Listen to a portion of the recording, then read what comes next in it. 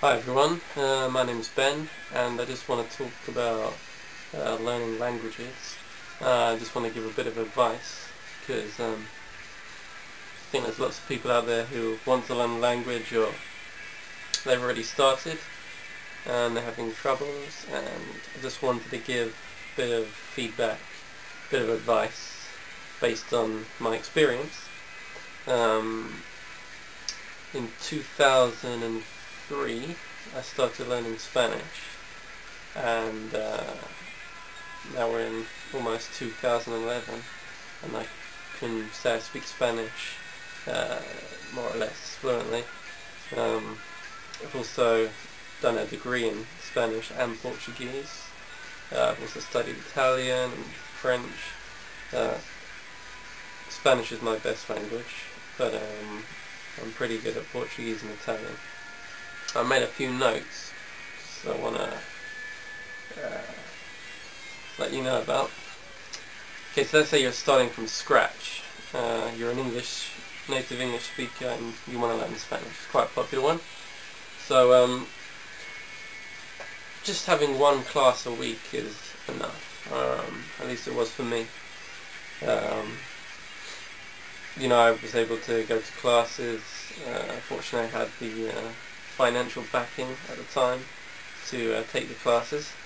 So yeah, you start off the beginner's course, one class a week. Hopefully, if you've already studied, here in the UK, we tend to study French at school, and so if you've studied French, you'll already have a bit of a background, because all these languages come from Latin, of course, and they're all quite similar. Next step, as soon as you start the classes, start listening to music in Spanish, or whatever the chosen language is. It helped me immensely, and as you're listening to the music, sing along with it, because then you will improve your pronunciation, and it's a much more fun way than just sitting there with a book and just trying to figure out the words. Watch films. I've ended up discovering that, especially in Latin America, there's a lot of good films. Some people like Spanish cinema, Spanish from Spain. I'm not a huge fan, although it's not bad.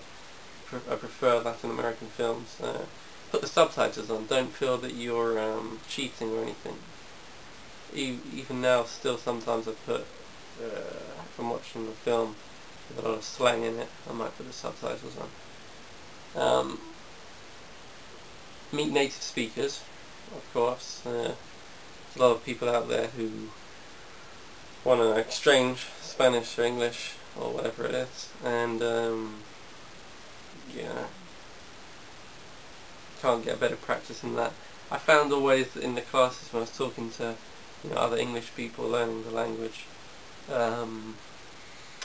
I didn't enjoy it that much.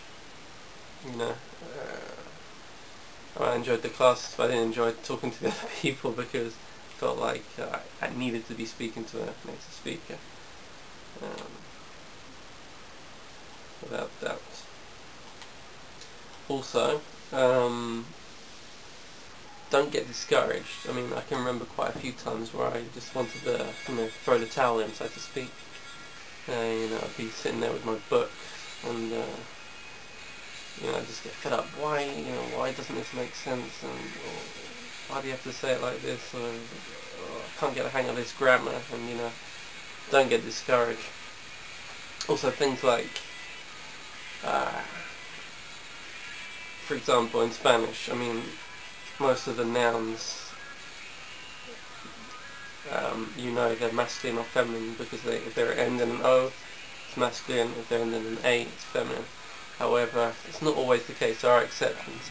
So when you see things like el problema, the problem, el tema, el clima is the weather, el tema is a subject.